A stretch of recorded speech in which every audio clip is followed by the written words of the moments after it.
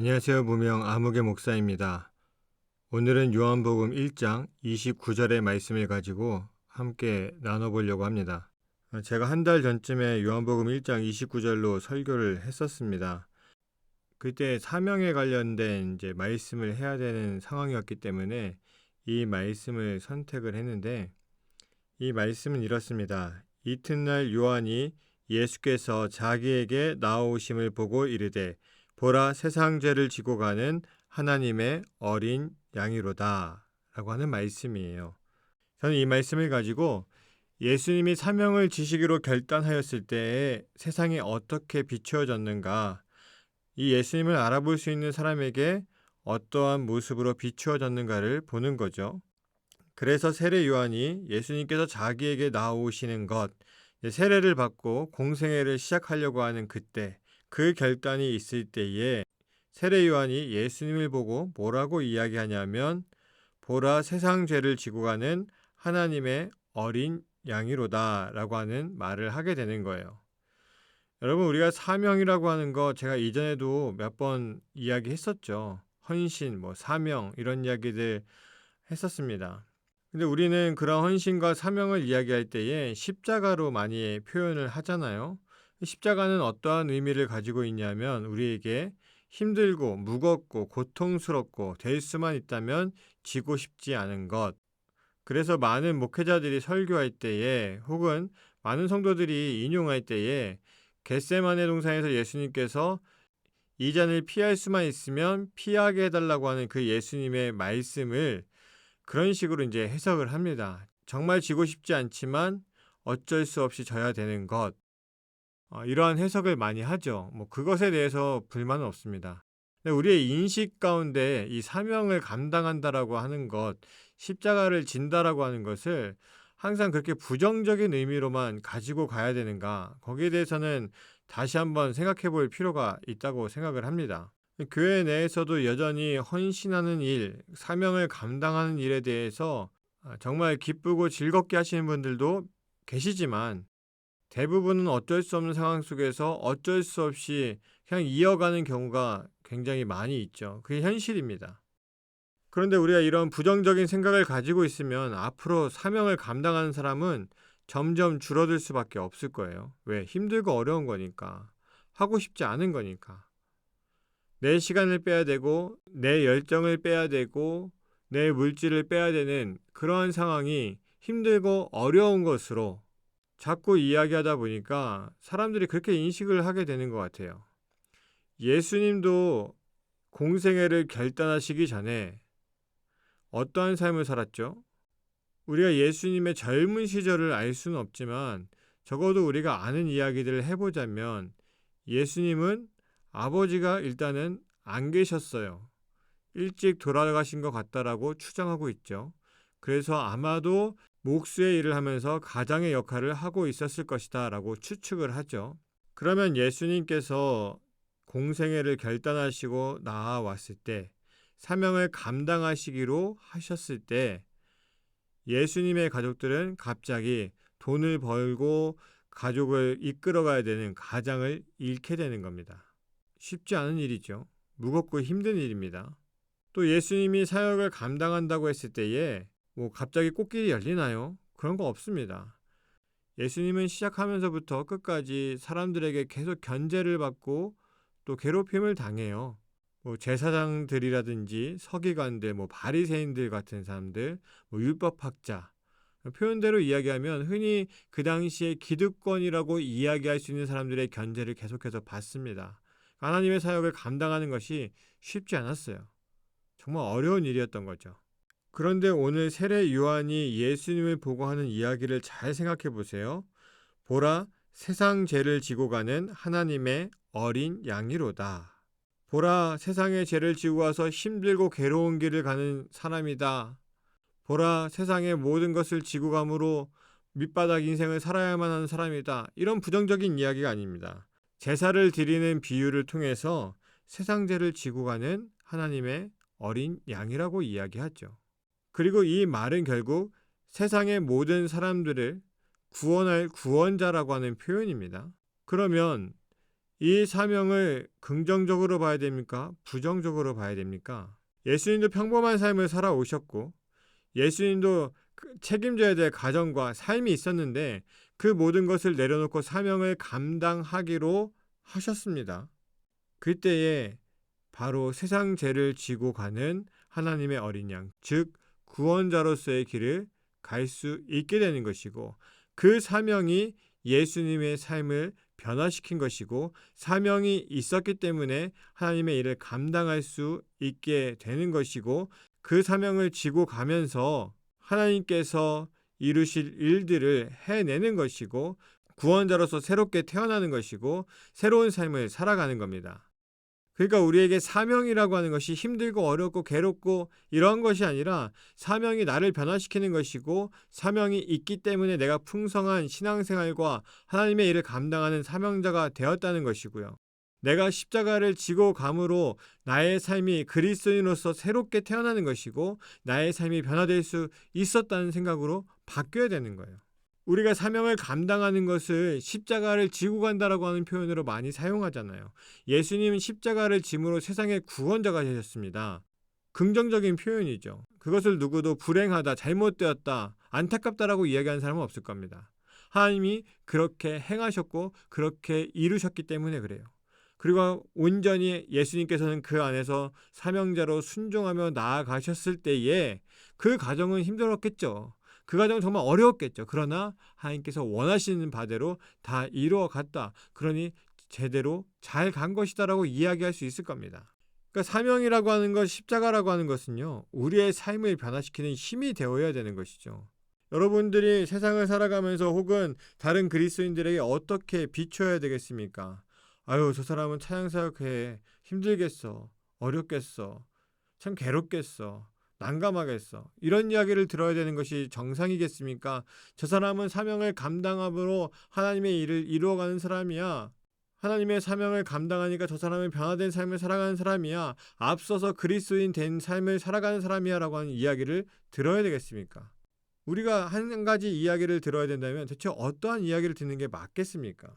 제가 최근에 유튜브를 보면서 영화 유학을 이렇게 보게 되었다가 책으로도 한번 읽었던 책이 있습니다. 내 어깨 위의 고양이 밥이라고 하는 책인데요. 이 이야기는 실화를 바탕으로 쓰여진 책이고 그 책을 바탕으로 다시 영화되었습니다. 근데 이 책에 나오는 주인공, 실제로 있는 그 사람이 어렸을 때의 부모가 이혼하고 또 어머니를 따라 살게 되는데 잦은 이사와 불안정한 가정 환경에서 도태되는 삶을 살아가게 돼요. 그리고 결국 마약 중독자가 됩니다. 성인이 되어서는 가족과 모든 것이 끊어지면서 노숙자로 살아가게 됩니다. 이 사람이 꿈도 없고 그냥 막 살았느냐? 그건 아니었어요.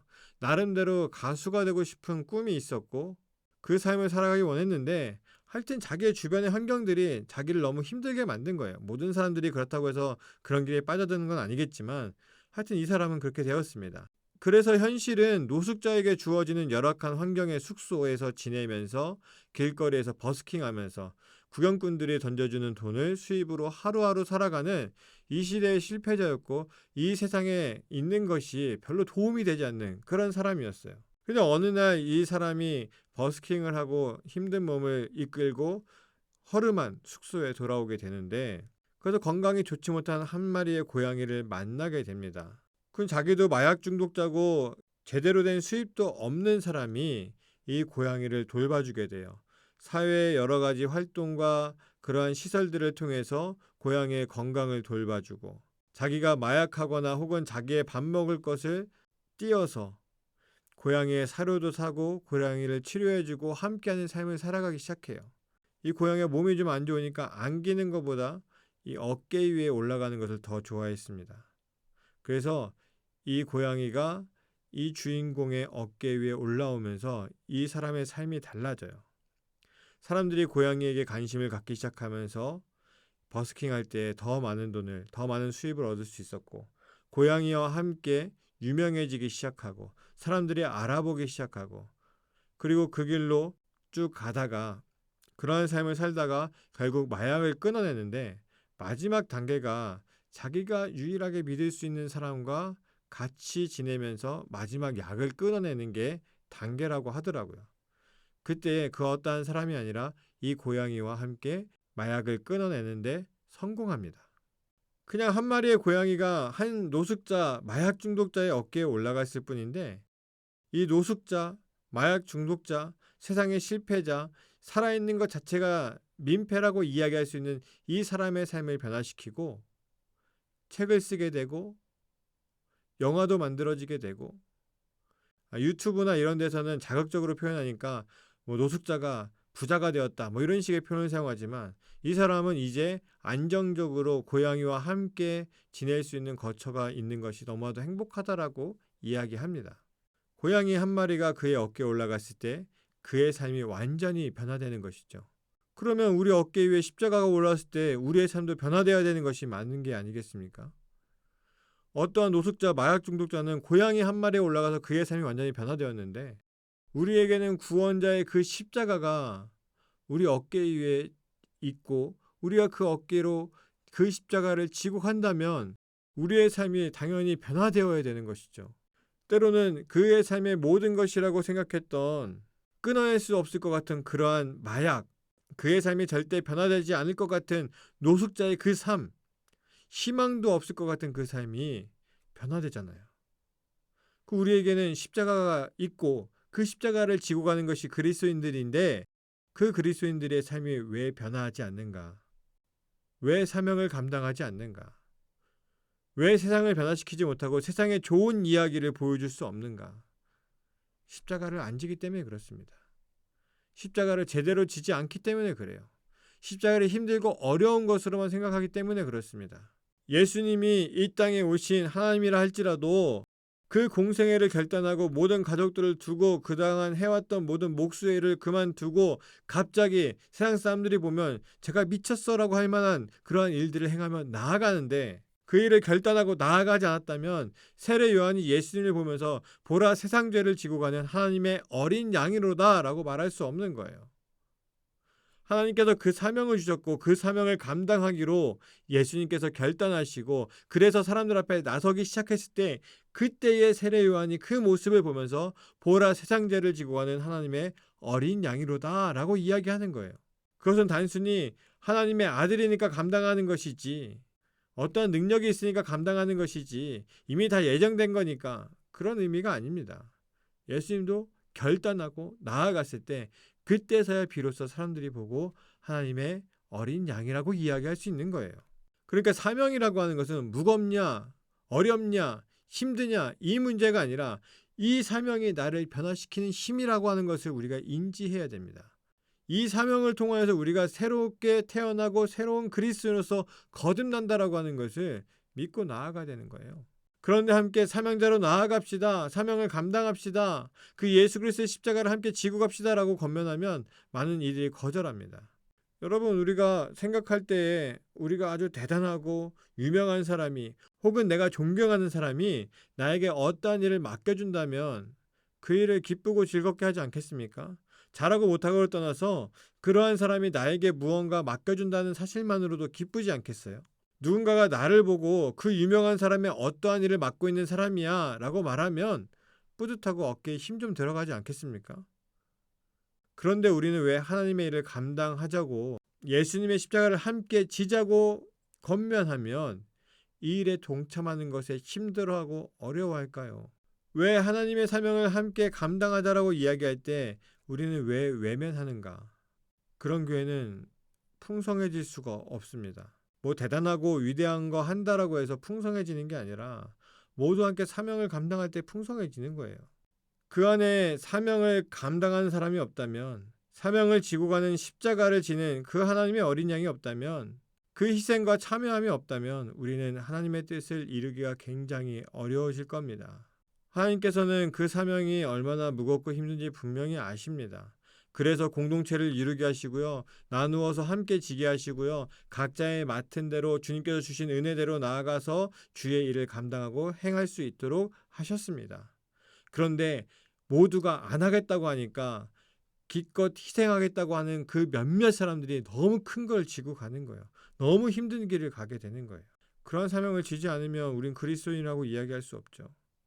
그 십자가를 지면서 우리의 삶이 온전한 그리스도인으로서 변화되어야 우리가 그래도 그리스도인이라고 이야기할 수 있지 않겠습니까? 한 노숙자가 고양이 한 마리가 그 어깨 위에 올라왔을 때 그의 삶이 변하는 것처럼 십자가가 우리 어깨 위에 올라왔을 때 우리의 삶도 변화됩니다. 십자가는 무거운 것이 아닙니다. 괴로운 것도 아닙니다. 사명은 우리를 변화시키는 힘이고 우리가 나아가야 되는 그리스도인의 삶의 힘입니다. 사명의 십자가를 지고 가는 것이 바로 예수님이 우리에게 보여주신 생명의 길입니다. 오늘날 이 시대가 점점 사명자가 줄어들고 헌신자가 줄어든다라고 이야기합니다. 작은 교회, 시골 교회 안 가는 게 헌신하고 싶지 않아서, 헌금 많이 하고 싶지 않아서라고 대답하는 경우가 굉장히 많이 있습니다. CGN이라고 하는 그 유튜브 채널에 가서 한번 보시면 그런 것을 다룬 이야기가 있습니다. 처참하죠. 교회는 사명을 감당하는 것인데 사명을 감당하지 않고 싶다고. 그것이 헌신, 우리의 몸의 드림이나 혹은 물질의 드림이나 이런 것을 더 이상 하고 싶지 않다고 큰 교회를 간다는 거예요. 우리가 그런 시대에 살고 있습니다. 예수님께서 사명을 감당하심으로 모든 것을 이루신 것처럼 몇몇 듣지 않는 유튜브지만 오늘의 이야기를 듣고 한번 고민해 보십시오. 내가 십자가를 지고 감으로써 나의 삶이 변화되었는가? 이상 아무개 목사였습니다.